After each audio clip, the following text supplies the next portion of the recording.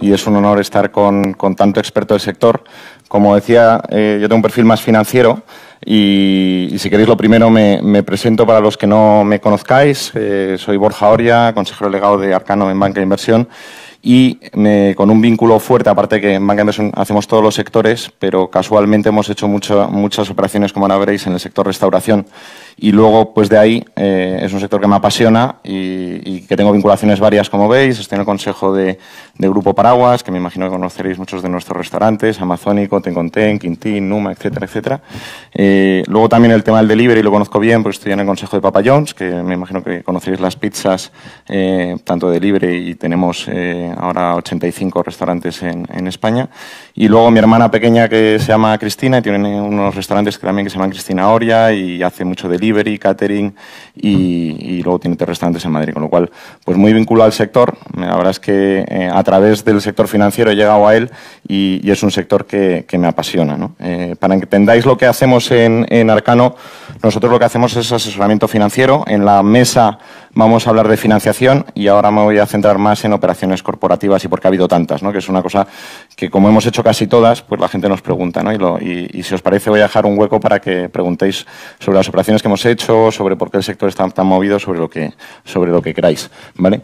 Nosotros, como os decía, somos asesores financieros, tenemos una pata de inversión y una pata de asesoramiento. Yo soy el consejero delegado de asesoramiento y tenemos el equipo más grande que hay en España y es lo que nos permite estar especializados por sectores.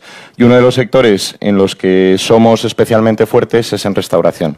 Aquí tenéis una muestra de las operaciones que hemos hecho. Si hay alguna que os diviertes especialmente o que queréis que comentemos, pues luego en la ronda de preguntas quedaros con la que queráis y la comentamos. Seguro que alguno la habéis seguido en prensa, otros seréis consumidores y hemos asesorado pues en meterles un socio o en financiarles o en vender la compañía entera o buscar una fusión, distintas operaciones con todas estas compañías, ¿vale? Entonces, la primera pregunta cuando hablo de restauración, que siempre todo el mundo me pregunta, es, uno, ¿por qué ha habido tantos movimientos en el sector? Y dos, si va a seguir habiéndolos y que cómo vemos el momentum de mercado, ¿vale? Entonces, un poco, si os parece, lo que vamos a ir viendo por qué nosotros creemos que va a seguir siendo tan activo el mercado y por qué creemos, además, que yo creo que es lo interesante, que luego hablaremos, vosotros que estáis en la parte hotelera de F&B, porque creemos que también va a haber algún movimiento en el sector, que ya hemos hablado con algún hotelero que está mirando el comprarse alguna cadena de restauración y al final es un grupo de hospitality más amplio, ¿no? Entonces, los motivos por los que, de hecho ya estamos ahora en varias operaciones que se cerrarán este semestre y se anunciarán. Lo primero es por la macro, ¿vale? O sea, lo que nosotros creemos es que va a seguir creciendo el 2022, que va a seguir creciendo el 2023, ya más largo que el 2023 es difícil saberlo. Y el motivo es porque, hay todavía un consumo embalsado de 50.000 millones del año pasado que por COVID no se gastaron dentro del gasto normal, con lo cual va a ir principalmente a ocio y a consumo, y eso se va a beneficiar tanto el turismo internacional como el turismo nacional, que es lo que estáis viendo en los hoteles, que tenemos mucho, con lo cual la macro para consumo la seguimos viendo muy propicia para que la gente siga invirtiendo en cadenas de consumo como es la restauración. Lo segundo, la liquidez. La liquidez vista desde el doble prisma. Lo primero, que estamos en tipos de interés muy bajos, aunque va a haber relativas pequeñas subidas de tipos de interés, van a seguir bajos si lo ves en medias históricas largas, con lo cual sigue teniendo mucho sentido apalancarte para comprar compañías, ¿vale? Luego, además, esa liquidez, por un lado, está de la financiación, pero por otro lado, de los fondos. Como sabéis, hay máximo histórico de liquidez de los fondos de inversión, con lo cual todos están, como habéis visto, con ganas de invertir tanto en hoteles, que sería vuestro caso arriba, como en restauración, o incluso se pueden pensar también si el food and beverage tiene que tener entidad propia, y eso luego en el debate lo podemos hablar también, y tener también una entidad propia dentro de lo que es una cadena de hoteles, ¿vale? Lo siguiente es el comportamiento del consumidor. Yo creo que vosotros os dedicáis a vender experiencias y sois los que mejor podéis decir que ha habido un cambio radical. O sea, yo creo que primero con la gente joven, o sea, yo en mi oficina, por ejemplo, que la edad media de la gente es joven, es que preguntas pre-COVID, ya antes de verano, dónde se iban a veranear, y es el que más cerca se iba a Tailandia, a Singapur, a México. Entonces, y son gente que prefiere gastarse todo su dinero o todo lo que han ahorrado en un buen viaje de vacaciones o disfrutarlo en un 3 estrellas Michelin, como yo tengo chavales que de repente pues su ilusión es ir a cenar a Diverso, ¿no? Y no es muy normal que con 22 años pues te gastes el dinero que cuesta una experiencia como la de Diverso. Con lo cual es una cosa que va con la gente joven, pero también yo creo que la gente de edad superior con el COVID, que hemos visto todos desgraciadamente alguna situación cercana en la que hemos perdido a alguien o hemos tenido situaciones de sanidad difíciles, yo creo que tenemos todos ganas de estar con nuestros amigos, estar con nuestra familia, estar con nuestra gente, celebrar. Y de hecho, en los restaurantes en los que estamos, pues si os acordáis un poco el mini boom que hubo en septiembre, octubre, hasta que luego llegó Omicron, pues subieron los tickets medios, la gente pedía más champán, la gente quería celebrar y gastarse el dinero y disfrutarlo. Con lo cual, todo lo que sea experiencia y ocio, yo creo que va a favorecer mucho tanto al sector hotelero, pero a la restauración, que es de lo que estaba ahora intentando hablar. Y luego la tecnología. Este componente es importantísimo. En el sector hotelero lo tenéis desde hace mucho más tiempo y está más profesionalizado. En el sector de la restauración es muy reciente el uso de tecnología. Y el uso de tecnología en su sentido más amplio. Desde en toda la cadena de valor, es decir, desde esta... por ejemplo, tenemos Cover Manager entre los ponentes y es un buen ejemplo de cómo optimizar las reservas de tu restaurante y cómo conseguir que haya más rotación en tu propio restaurante. Cómo es la cadena de valor de suministro, cómo tienes controlado los proveedores. Hay aplicaciones también para que el propio jefe de cocina pueda pedir directamente al proveedor y descentralizarlo, abaratarlo, etcétera, etcétera. Cómo se cobra también a los clientes, que ya se puede cobrar directamente en mesa con aplicación directo, y luego sobre todo los KPIs. O sea, una de las cosas que yo creo que da la tecnología es poder controlar de verdad lo que está pasando en tus restaurantes. O sea, al final, ¿cómo veíamos la restauración hace 20 años? Pues que quitando el fast food o las grandes franquicias, que eran pocas en España, el resto tenía que estar el dueño en el restaurante. O sea, tú al final ibas a Lucio, porque estaba Lucio con su chaquetilla blanca y te contaba un chiste en los postres, pero entonces no podía tener 50 Lucios, porque no te podía contar chistes a la vez en 50 sitios. Entonces, en cambio, ahora con la tecnología tú eres capaz de saber lo que está pasando en tu restaurante. Si están, de repente, oye, que es que a partir de las 11 resulta que no estamos dando mesas. Pues eso es que como cierras a la cocina a las 11:30, pues el que tienes en sala no está dando mesas ya a partir de las 11 cuando las debería dar. Oye, que no estamos ofreciendo postres, oye, que no estamos ofreciendo copas. Y eso, la gente que ha metido ya la tecnología, ahí por ejemplo cuando hicimos la operación de Goico, tienen muy metido el tema de la tecnología y tienen un control inmediato. O sea, si esto pasa, lo que se detecta al mediodía, pues ya se va a controlar para que no pase por la noche y por la noche efectivamente cojas el turno, ofrezcas postre, ofrezcas bebida, etcétera, etcétera, ¿no? Con lo cual la tecnología ayuda a todo eso. Y ha ayudado también a una cosa importante, que esto quizá es más contarlo en petit comité más que publicarlo en ningún lado, ¿no? Pero sí que es un sector que históricamente tenía mucha caja y ahora al estar en función de la modalidad, pero entre un 70 y un 80% de pago con tarjeta, pues hace que se aminore la capacidad de manejo de caja, tanto para que te roben como para que haya caja B no declarada, etcétera, etcétera. Y eso también les da mucha tranquilidad al inversor institucional, porque un inversor institucional, pues obviamente quiere que esté todo bien ordenado y bien declarado, con lo cual también esto ayuda a que los fondos hayan puesto la mirada en las cadenas de restauración. Y luego una cosa importantísima, que esto luego podéis alguno también dar vuestra reflexión de cómo afecta a vuestro F&B, el tema del delivery. En algunos de los hoteles habéis hecho acuerdos con alguna cadena de pizzerías, con alguna cadena que tiene food and beverage, y dices, oye, pues el room service lo hago con el delivery de fulanito, o no, o lo pides por Globo y te lo traen, ¿no? Con lo cual cambia un poco el mindset de cómo vemos el delivery. Pero para el negocio de restauración per se, al final ha sido un crecimiento del like for like, un crecimiento de ventas comparables, porque tú tienes al final la misma cocina, el mismo espacio y estás aumentando entre un 15 y un 25% tus ventas. En un principio decíamos, bueno, sí, pero esto es para las pizzas y las hamburguesas y algún chino. Bueno, pues tenemos estrellas Michelin, como David, como Dani García, etcétera, etcétera, haciendo delivery y con mucho éxito, ¿no? Con lo cual se ha abierto un nuevo universo, además un nuevo canal y un nuevo que son las cocinas ciegas, que son más allá de los restaurantes físicos. Y luego, que antes estaba muy enfocado para los millennials y desde el COVID es post-millennials. O sea, yo creo que todos los que estamos aquí, nuestros padres o alguno que tenga todavía abuelo, pues era impensable pedir delivery. En la pandemia ha aprendido a pedir delivery y encima le ha gustado, con lo cual se ha quedado. Y creo que además esto no compite contra los restaurantes, porque tú si te apetece irnos a cenar juntos o te apetece ir a celebrar algo, pues te apetece ir y no lo vas a pedir en tu casa. Esto compite más con el supermercado. En vez de cocinar, pido delivery, con lo cual yo creo que es una vía de crecimiento muy buena para el sector, ¿no? Y por último, la consolidación. Es un sector que en España está tremendamente fragmentado.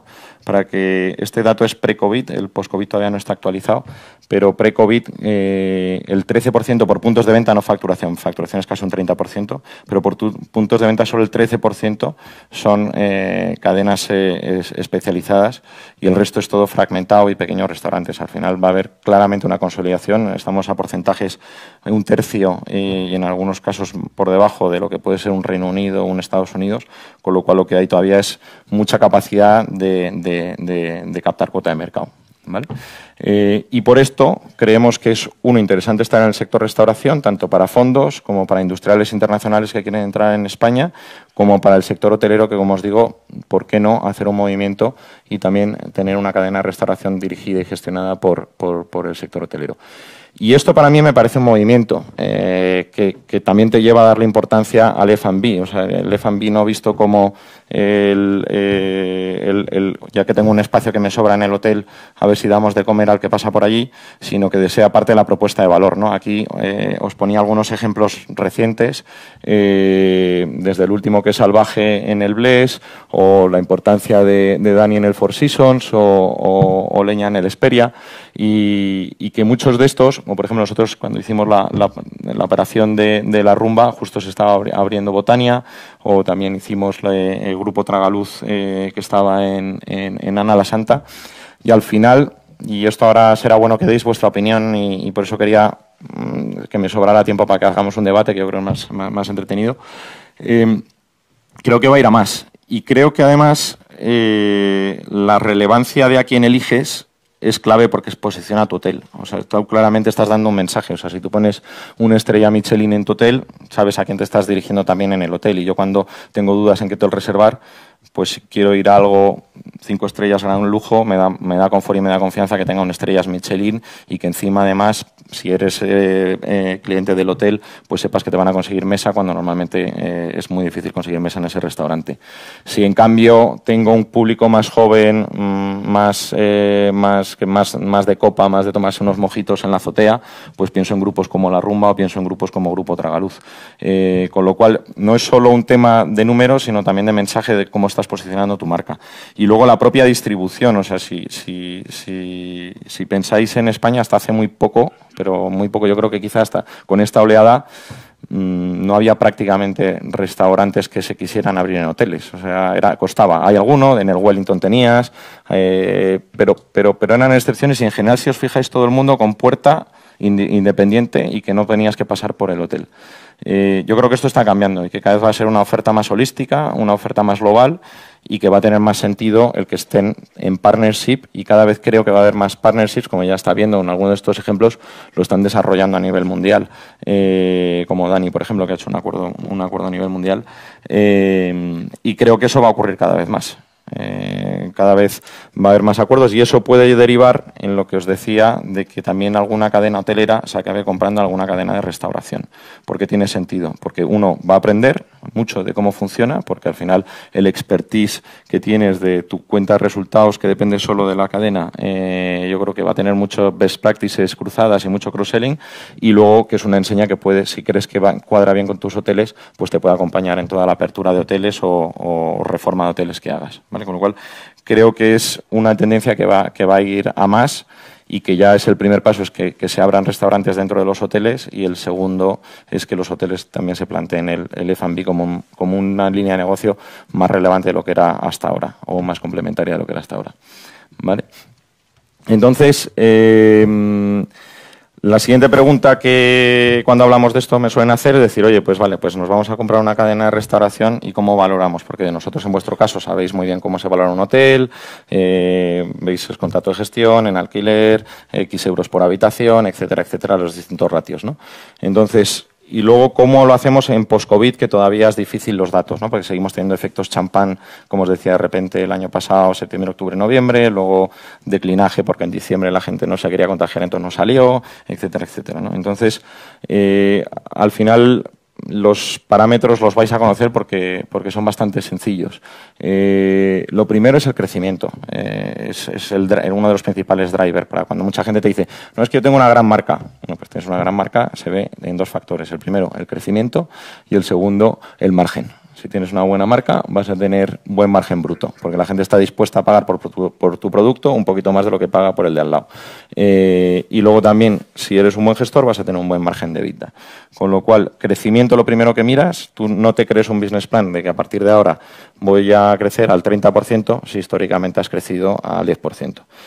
No te crees que vas a abrir 20 restaurantes al año si históricamente has abierto 3, ¿no? Con lo cual, al final, el track record histórico es muy importante para demostrar el éxito futuro, ¿no? Por ejemplo, una de las cosas que incidíamos mucho cuando estábamos vendiendo Goico es que todas las tiendas que se habían abierto hasta el momento estaban por encima de una facturación X, todas por encima de un margen de contribución de X y todas habían sido un éxito. Y esos threshold de ventas y de margen eran muy altos. Con lo cual demostrabas que lo habías hecho muy bien y que era muy replicable el modelo, ¿no? Y eso te permitía que el futuro fuera más ambicioso y que el business plan fuera más ambicioso, ¿vale? Y luego con el margen, lo que os decía, todos creemos que tenemos una loved brand, que nuestra marca es especial, que nuestra marca es distinta, pero luego el Excel también te lo dice con esto. Si tú tienes un buen margen bruto, tienes una buena marca, si tienes un buen margen de EBITDA, tienes unas buenas operaciones. Y al final es un poco frío, pero realmente te lo ves en cada marca que analizas o en cada empresa. Y luego también es importante el CAPEX, ¿no? Efectivamente, todos vamos a experiencias, a todos nos te gusta montar hoteles y restaurantes que sorprendan, que estén bien hechos, que tengan calidad, que tengan el diseñador de moda, que tengan etcétera, etcétera, etcétera. Pero al final, si estamos viendo ya desde el punto de vista financiero, pues tiene que tener un retorno. Que esto no quiere decir que no tenga que tener magia, pero que la magia también se mide y dices, oye, como tiene magia y pongo, pues no sé, por ejemplo, ahora en la rumba, no sé si habéis estado en el último Gana Abierta, han puesto un super elefante en mitad, bueno, pues es parte de la magia y eso tiene un retorno porque hace que tenga un sitio distinto, ¿vale? Entonces, esos son un poco los parámetros. Y luego, al final, lo reducimos, quizás un KPI todavía más sencillo que en hoteles, bastante se reduce al output de que el valor de la empresa es igual a la EBITDA por el multiplicador. Y aquí es tan importante el multiplicador, que todo el mundo siempre cuando nos viene me dice, oye, que como vendisteis a no sé cuántas veces tal empresa, la mía la quiero vender por tantas veces, ¿no?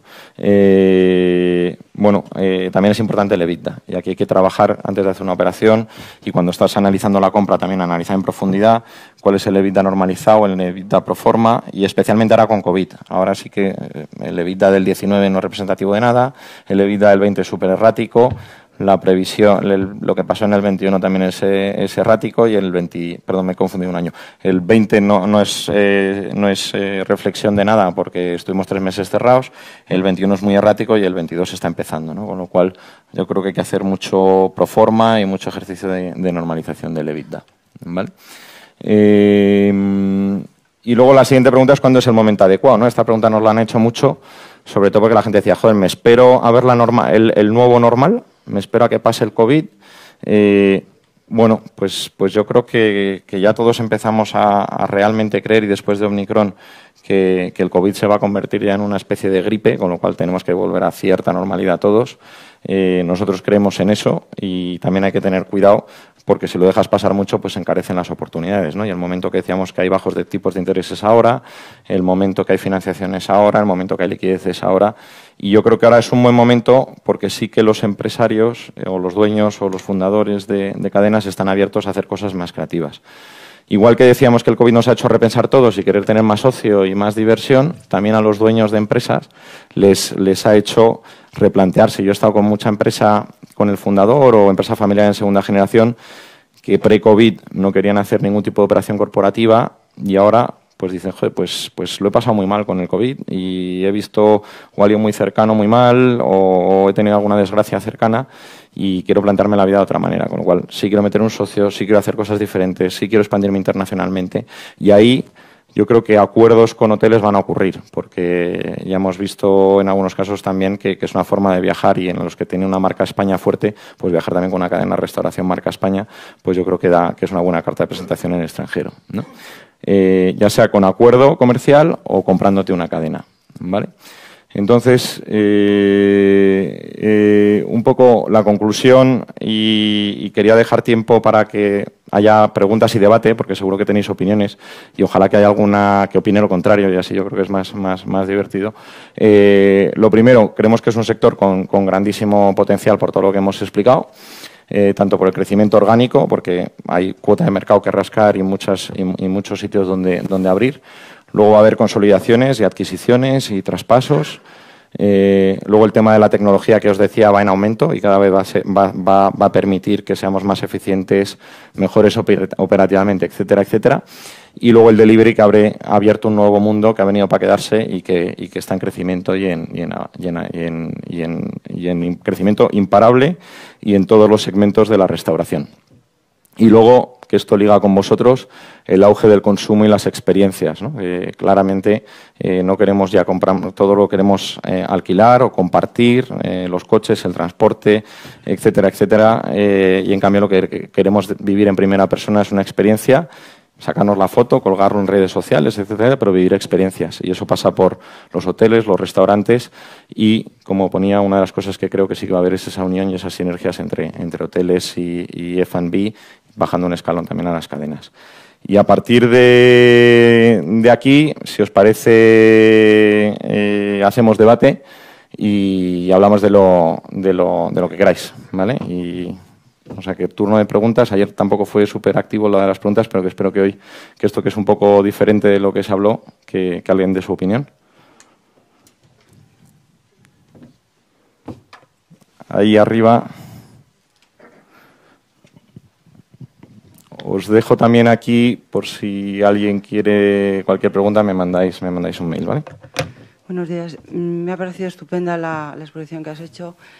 Pero yo soy de las de que no te vaya a llevar la contraria, pero sí tengo una opinión desde mi punto de vista de empresaria del sector turístico y, por otra parte, de como llevando una organización como es el Foro para la Calidad en Gestión de Patrimonio Cultural.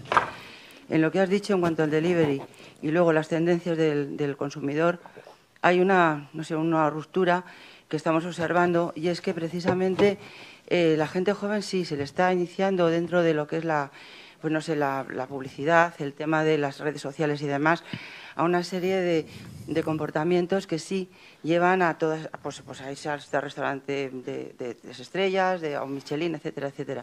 Pero por otra parte, dentro de los sectores que son más avanzados en el tema cultural, se está valorando muchísimo lo que es lo autóctono. Es decir, cuando se está hablando de la despoblación de las zonas, no solamente en España, sino en muchos países del interior, eso se basa no precisamente en cocinas o en experiencias que son vanguardistas, por decirlo de alguna manera, o que se han desarrollado de otra manera, sino que se está valorando muchísimo volver al pasado, volver a esa cocina local, tan local y que sea simple. Esto no es una cosa que se esté divulgando mucho, porque obviamente estamos en un sector que nos interesa vender, a mí la primera. Pero indudablemente es una tendencia que hemos visto por la experiencia y que va en contra, vamos a ver, que no está en la línea de lo que estamos haciendo por otro lado. Entonces, ¿cómo se puede, no sé, compaginar, cómo se puede maridar, por decirlo de alguna manera, una tendencia vanguardista por un lado y otra tendencia vanguardista por el otro, ¿sabes? Porque es un hecho, esto es un hecho, que la gente que realmente quiere lo autóctono, lo natural, lo auténtico, que es como lo denominan, va por lo que yo acabo de decir. Oye, pues qué buen punto, y además te diré que me parece muy alineado, quizá a lo mejor no he ahondado, pero me parece muy alineado con lo que decía.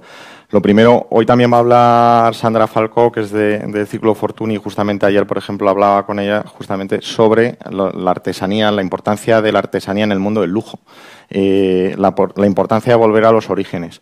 Y yo creo que lo que tú dices es una combinación de que, por un lado, al final a todos nos apetece tener experiencias distintas. O sea, yo creo que a todos nos apetece ir a un 3 estrellas Michelin que sea un poco loco y que tenga trampantojo y que tenga no sé qué y vivir una cosa nueva.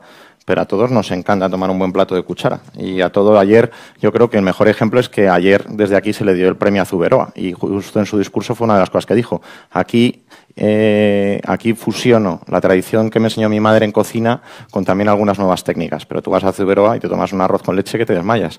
Y te tomas, al final, platos de foie muy tradicionales y muy buenos, ¿no? Con lo cual, yo creo que ahonda más en hacer bien las cosas. O sea, yo creo que la gente, cada vez, las redes sociales lo que hace es que estamos todos más expuestos, que el cliente y el consumidor tienen más voz y que cada vez hay que ser más verdaderos. Y también en el extremo del creativo y el trampantojo tienes que ser verdadero y hacer una cosa muy bien hecha y muy honesta.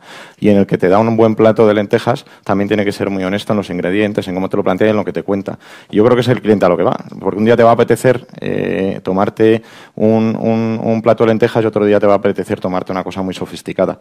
Y yo creo que hay hueco para los dos mundos y que los dos mundos tienen que existir y los dos mundos y meto si quieres una tercera pata que puede ser el QSR, que efectivamente, o sea, si te tomas todos los días pizza o todos los días una hamburguesa, pues tampoco te gusta, pero de vez en cuando un día pues te apetece porque estás en un entorno que, pues yo que sé, en el cine, viendo un partido, lo que sea, y se da más a ese tipo de producto.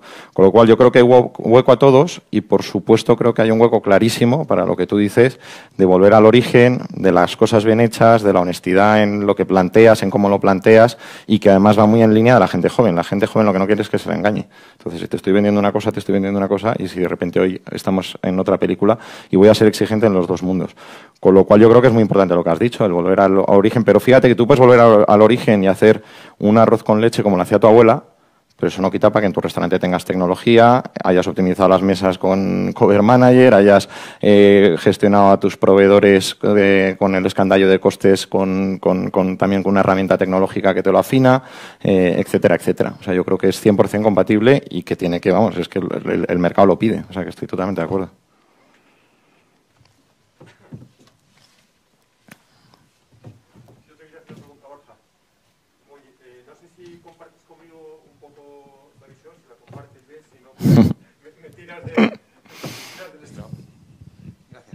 Te decía, bueno, tan interesante como entretenida la ponencia, enhorabuena.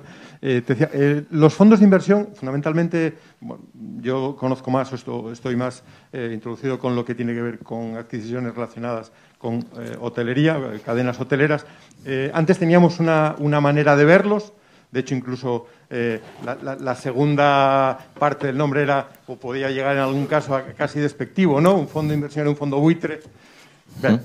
Hoy en día, esa presencia de los fondos que cambian la fisonomía y la manera de estar entre nosotros, compartes, y en este caso sí lo compartes, ¿por qué algunos de ellos tienen intención no solamente de invertir, sino de participar directamente de la gestión? Cuando en teoría la gestión debía estar en manos del expertise, que es el que pone la otra parte del negocio, ¿no? No sé si lo compartes. Y luego lo ves. Pues lo comparto a medias porque te digo, uno, los fondos de inversión, lo primero, ahora hay muchos más y con mucha más liquidez, ¿vale? Y eso es lo que yo creo que ha cambiado recientemente. El tema de que sean muchos más también ha permitido que haya especializados, ¿vale? Que eso es lo que no, generalmente antes un fondo de inversión estaban tres grandes: inmobiliario, energías renovables, infra y luego ya todos los sectores, ¿vale? Entonces, incluía también la gestión hotelera. El hecho de que haya algunos fondos que cada vez sean más especializados hace que opinen más, porque efectivamente al final esto es muy de la estrategia de inversión de ese fondo. Si es un fondo generalista, que lo mismo invierte en una empresa de tornillos que en una de alimentación, que en una de gestión hotelera, que en una de fabricación de otra cosa, pues tu interlocutor en el fondo no intenta ser experto en nada, te ayuda en la parte más financiera, en la parte de tener una buena estructura de balance, una buena financiación, te ayudará en las adquisiciones si tiene sentido crecer por adquisiciones, pero no se va a meter en si tienes que subir o bajar los precios de las habitaciones, si tienes que hacer X o Y, Z estrategia de posicionamiento. Sí es verdad que como algunos sí se han especializado y tienes algún fondo que es especialista, esos opinan más. En general, la experiencia es que cuando las cosas van bien, opinan lo justo y lo que hacen es más animarte a que vayas más rápido, y cuando las cosas empiezan a ir mal, pues opinan más y a veces se exceden porque efectivamente dices, oye, zapatero a tus zapatos, que esto, el que sabe soy yo y el que va toda la vida haciendo esto soy yo. Y para eso yo creo que es muy importante tener muy buen acuerdo de accionistas. O sea, cuando haces una operación o incluso hasta una asociación, que no tenga que ser una operación corporativa, sino un acuerdo comercial, pues es importante que cada uno tenga sus parcelas y que esté muy bien establecido quién dice qué y quién manda en qué. Que luego los contratos, lo suyo es que se queden en el cajón y que la relación sea buena, ¿no? Pero por si acaso hay que sacar el contrato que esté bien redactado. Con lo cual, por eso te digo que a media. Si es un fondo más generalista, no se va a meter mucho. Si es un fondo más especializado, justamente lo que además te vende es que te aporta valor, ¿no? Pero sí, y sí puede pasar entonces un poco más.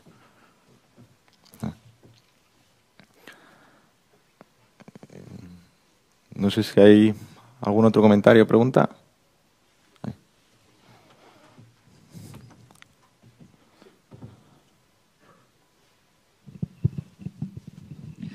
Cuando hablas de la influencia del food delivery en toda la cadena de valor de los hoteles, ¿qué tipo de valor crees que realmente va a aportar o qué influencia va a tener en la hotelería? El delivery en general, no solamente el food delivery, sino el nuevo comportamiento. Pues mira, no he hecho una reflexión muy profunda sobre el tema, pero a bote pronto yo creo que hay dos. La primera, en la que decíamos que ya lo han hecho algunos hoteles, de decir, oye, en vez de tener room service, tengo ya un acuerdo de delivery con X, Y o Z, con lo cual pues te quitas la parte de room service y lo tienes externalizado y en función de con quién le tengas, pues puedes dar hasta un abanico más amplio a tu cliente. Y luego la parte 2 es lo que decía, que en muchos casos el food and beverage en las cadenas hoteleras se veía como no sé si es como una especie de mal necesario, una cosa que tenía que estar ahí, y creo que ahora ha cogido entidad en sí misma y que puede ser una parte capital de la estrategia de posicionamiento, de imagen, y que entonces si tú das, por ejemplo, no tienes la opción de que te lo haga otro o hacerlo tú, pero si lo haces tú y lo haces bien, puedes crear una marca y esa marca sea susceptible de hacer delivery desde el propio hotel. Es verdad que para hacer bien delivery tienes que ser una marca que esté en el top of mind y que cuando tú dices, oye, pues me apetece tomarme hamburguesa, se lo pido a este o este, me apetece pedirme un chino a este o este, pero si tú consigues hacer una marca de restauración dentro de otro hotel potente, ¿por qué no subir las ventas entre un 15 y un 25% con delivery? Entonces son las dos cosas que veo sin tampoco, ya te digo, haber hecho un estudio muy, muy profundo del tema, ¿vale?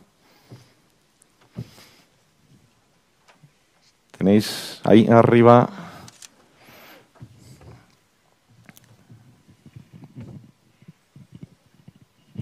Hola, buenos días. Me ha encantado tu ponencia. Te quería hacer una pregunta sobre los grupos de restauración. ¿Nacen? ¿Se hacen? ¿Esto está cambiando con los tiempos? Y si pudiera añadir una segunda parte, ¿cuáles son más o menos los periodos de expansión y en número y años en los que se están moviendo este tipo de empresas? Vale. La primera, yo en general creo que los que de verdad triunfan es los que nacen con un fundador que es el que le pone el alma. O sea, yo creo que muchas veces vas por una calle, ves un sitio lleno y al siguiente vacío, misma calle, misma hora, y es porque uno tiene alma y tiene una propuesta de valor especial, que muchas veces no sabes qué, pero entras y dices, aquí están ocurriendo cosas y el otro no. Y eso va muy, yo creo, con el ADN del fundador, o por lo menos yo es lo que he vivido en la mayoría de estas cadenas, que siempre había un fundador con un ADN que le había dado una impronta distinta. Si bien es verdad que hay casos de éxito, que una gran multinacional que hacía de repente hamburguesas decide sacar un nuevo concepto, contrata 25 consultoras y lo hacen bien y funciona. Pero en general el resto, y especialmente más en casual dining, yo creo que nace y luego ese fundador decide a lo mejor meter un socio que le ayude a expandirlo, ¿vale? Respecto al ritmo, yo creo que hay una combinación, depende del modelo. O sea, no es lo mismo crecer si eres un restaurante de un ticket medio de 80 o 100 euros y aspirando a estrella Michelin, que si eres un restaurante de ticket de 20 euros, ¿no? Entonces, obviamente, de ticket medio más bajo se expande más rápido. Si es un tipología de comida que estamos más acostumbrados y que no es pues desde hamburguesas, comida mediterránea, etcétera, etcétera, también es más rápido porque tiene más cabida y te caben más puntos de venta. Y el ritmo de aperturas, pues yo lo definiría en función de dos cosas. La primera, las capacidades operativas que tenga, que volvemos a la tecnología. que la tecnología te puede ayudar si tienes buena tecnología, pero tienes un límite, porque al final para abrir, por mucha tecnología que tengas, tienes que tener un tío bueno que vaya a abrir la tienda, que forme al equipo, que tengas un buen equipo que lance ese restaurante, etcétera, etcétera. Con lo cual, lo primero, limitación de recursos humanos y luego, segundo, limitación de recursos económicos. En función de la potencia financiera que tengas, el circulante que manejes y lo rápido que generes caja en cada apertura, pues eso te da para abrir 5, 15 o 35, supeditado luego a los recursos humanos para que no sea un desastre, ¿no? Con lo cual, esa combinación de las dos cosas te marca los tiempos. En nuestro caso, cuando estamos vendiendo una compañía, hacemos el business plan junto con el equipo directivo y valoramos esas dos cosas. Oye, el track record, esto tiene que ser creíble. Si tú has abierto 5 al año, me creo que el año que viene habrás 8, el siguiente 12, el siguiente 15. Lo que no me creo es que habrás 5 y a partir de, por arte de magia, sepas abrir 50 al año. Entonces tienes que dar una consistencia y eso va en función de la experiencia y los equipos humanos y luego las capacidades de caja que tengas. Y no sé si hay alguna pregunta más. En principio quedan 14 segundos, pero yo creo que para la última encantado. Y de todas formas, ahora vamos a estar también en la mesa redonda. Voy a cambiar de tema y vamos a hablar de financiación y también estoy encantado de contestar lo que queráis. Solo... Bueno...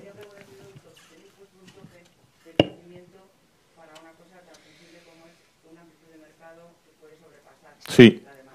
Sí, mira, eso al final, como todo, te fijas un poco en comparables, ¿no? Y tú dices, oye, y en lo que hay ahora en el mercado y en otros mercados similares al tuyo, ¿no? Entonces, al final es un poco intentar de poner sentido común y tener referencias. Tú dices, oye, pues ¿cuántas pizzerías me caben en España, por ejemplo, ¿no? de delivery? Y dices, bueno, pues Telepizza tiene 700. Yo voy a poner 700, que este fue el primero, hay en algunos sitios, bueno, pues entonces, pues yo puedo poner 400. Oye, cadena de hamburguesas, ¿cuántas hay en España? ¿Cuánto hay para esto? A lo mejor dices, por ejemplo, japonés, que hay menos. Japonés de segmento bajo, hay menos. Este es un mercado nuevo. ¿Cuántos ha habido? ¿Cómo ha evolucionado en Inglaterra? ¿Cómo ha evolucionado en Francia? Y entonces vas cogiendo parámetros para hacer algo creíble. Y luego, pues también hay un tema de prueba y error. A todo el mundo le ocurre luego cuando empiezas a abrir mucho, que abres en un sitio que te creas que va a funcionar y no funciona, o no hay población suficiente, o no hay renta per cápita suficiente. O sea, al final intentas todo racionalizarlo al máximo, pero luego al final hay factores de hacer que se le escapan a todo el mundo. No es una ciencia exacta, ¿no? Y por eso pues se abren y se cierran restaurantes. Vale, una pregunta un poco rápida y mezclada. Hemos visto el CAPEX. Nosotros estamos trabajando con fondos de inversiones para montar cocinas y lavanderías industriales. Y hemos visto que el CAPEX es importante, pero no se tiene en cuenta el OPEX. Pues la sostenibilidad, la eficiencia energética, la durabilidad de las máquinas. ¿Cómo lo ves tú? ¿Cómo tienen que ser los fondos de inversión o cómo hay que trabajar? Porque no se casa. Se dice el CAPEX, pero no se mira el OPEX y luego esto pues entra en la cuenta de resultados y hace las operaciones más... Bueno, o sea, al final lo que hay que verlo son vasos comunicantes. Lo tienes que ver con tu socio en un Excel y es que es circular, porque tú al final ese CAPEX lo vas a financiar o con recursos externos o con la propia caja que generas. Y en la caja que generas te tienes que ir a la cuenta de resultados, que es donde está el OPEX, y en el OPEX tienes que ver también qué gastos son salida de caja y qué ingresos son entrada de caja. Y al final es la caja libre que te queda y con eso vas viendo cómo puedes ir afrontando el CAPEX que tienes. Pero son vasos comunicantes. Es que ver una cosa sin ver la otra no tiene ningún sentido. O ver las dos cosas o eso no funciona, ¿no? Y al final, cuando ponía CAPEX, lo que ponía al final es el retorno. Y el CAPEX se mide en retorno en veces y en tiempo. Entonces, en ese tiempo es en el que vas a ver si vas a tener caja suficiente para poder afrontar ese CAPEX que estás obligado para el crecimiento que te has marcado. Con lo cual, es que no se puede ver por separado. Va todo totalmente conectado. Pues creo que hemos cumplido. Pues muchísimas gracias a todos y ahora seguimos. Gracias.